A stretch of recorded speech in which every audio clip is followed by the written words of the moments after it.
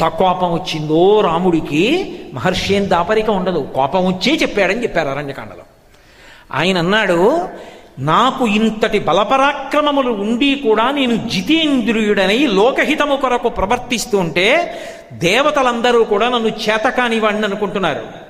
అందుకే ఇప్పుడు నా పరాక్రమం ఏమిటో, నా చేతనైన తనం ఏమిటో చూపిస్తాను. నా నారాచ బాణములను విడిచిపెట్టడం మొదలు పెడతాను. రాముడు యుద్ధం చేస్తే కోదండానికి బాణములను సంధించడం మొదలు పెడితే ఆయన భుజములు తాండవం చేస్తాయిట.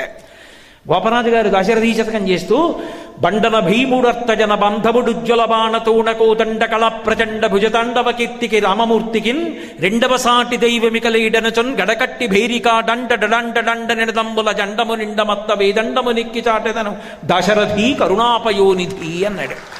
ఆయనే కోదండం పట్టుకుని బాణాలు వేస్తే భుజములు రుద్రతాండవం చేస్తాయి. అటువంటి వాడన్నాడు, కోదండాన్ని పట్టుకుని నారాచ బాణ ప్రయోగం చేస్తున్నాను, పక్షులు కూడా ఎగరవు, దేవతా సంచారం ఉండదు. నా సీత ఏమైందో చెప్పలేదు కాబట్టి దేవదానవ గణములతో కలిపి సమస్త బ్రహ్మాండములలో ఉన్న ప్రాణులను సంహారం చేస్తున్నాను. నా అస్త్రములన్నింటినీ ప్రయోగిస్తున్నాను. లక్ష్మణ, ఇప్పుడు చూడు నా తేజస్సు ఏమిటో, దుర్నిరీక్ష్యం, ఆపగలిగిన వాడు లేడు. ఇప్పుడు నా రూపం ఎలా ఉంటుందో తెలుసా?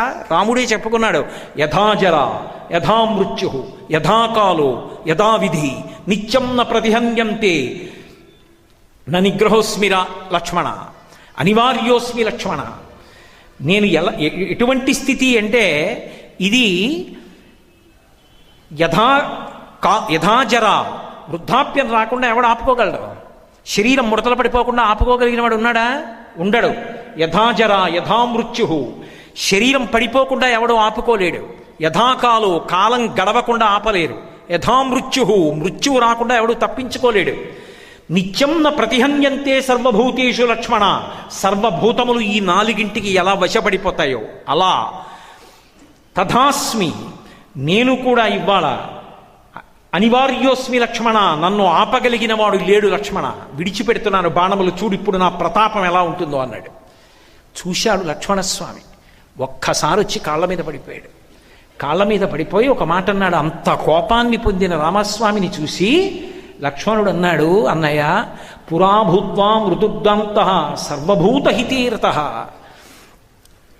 అటువంటిది ప్రకృతిం హాతుమర్హసి, అన్నయ్య నువ్వు ఇటువంటి పని చెయ్యొచ్చా? నీకు లోకంలో ఒక కీర్తి ఉంది. ఏమిటి ఆ కీర్తి? సర్వభూతహితుడు అని పేరు. సమస్త భూతముల యొక్క క్షేమాన్ని కోరుకుంటావని. పురాభూత్వా మృతుర్దాంత సర్వభూతహితేరత, మెత్తని మనసున్నవాడివి. అటువంటి వాడివి నిత్యం నువ్వు అటువంటి వాడివి క్రోధవశమాపన్న, నువ్వు క్రోధానికి వశపడిపోయి వాళ్ళ కోపానికి వశపడిపోయి ప్రకృతిం హాతుమర్హసి, నీ యొక్క స్వభావాన్ని పోగొట్టేసుకుంటావా? కోపానికి వశపడిపోతావా? రాముడు కోపాన్ని తన అదుపులో ఉంచుకున్నవాడు సర్వభూతములను కాపాడతాడని పేరు. ఈ ఒక్క కోపం చేత నీ కీర్తి అంతా మట్టి అయిపోతుందన్నయ్య.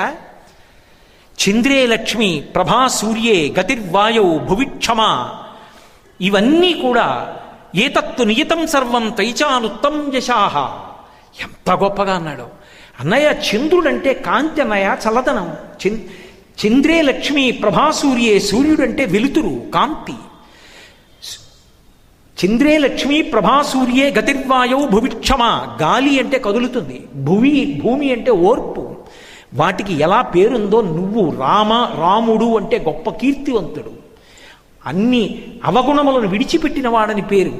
పైగా గురువుగారు మనకి నేర్పింది ఇందుకు కాదుగా. ఎవడో ఒకడా తప్పు చేసింది, ఒకడు సీతమ్మని ఎత్తుకుపోయాడు. ఏకస్య నాపరాధేన లోకాన్ హంతు నహార్హసి. అన్నయ్య, ఎవడో ఒకడు సీతమ్మని ఎత్తుకుపోతే లోకాన్నంతటినీ చంపేస్తావా? ఆ ఎవడో కనుక్కుని వాడిని చంపాలన్నయ్య. కోపానికి వశపడిపోయి ఇవాళ చెయ్యకూడని పని చేసేస్తున్నావు అన్నయ్య, విడిచిపెట్టేసేయి కోపాన్ని. అన్నయ్య ఆలోచించు, ఓర్పు పొందు అన్నాడు. లక్ష్మణ, యుక్తమైన మాట చెప్పావురా, విడిచిపెట్టేస్తున్నాను కోపాన్ని అన్నాడు. అంతే, అది రాముడు అంటే. కోపం వస్తుంది కానీ నిగ్రహించుకుంటాడు, తన అదుపులో ఉంటుంది. మంచి మాట వినపడితే వదిలిపెట్టాడు. లేకపోతే రామాయణంలో ఏమై ఉండేది? ఇవాళ రామాలయం ఉంటుందా, రామనామం ఉంటుందా, రాముడి కీర్తి ఉంటుందా? అదుపు తప్పవలసిన పరిస్థితి వచ్చినా మంచి మాట జ్ఞాపకానికి వచ్చి ఉంచుకుంటాడు రాముడు.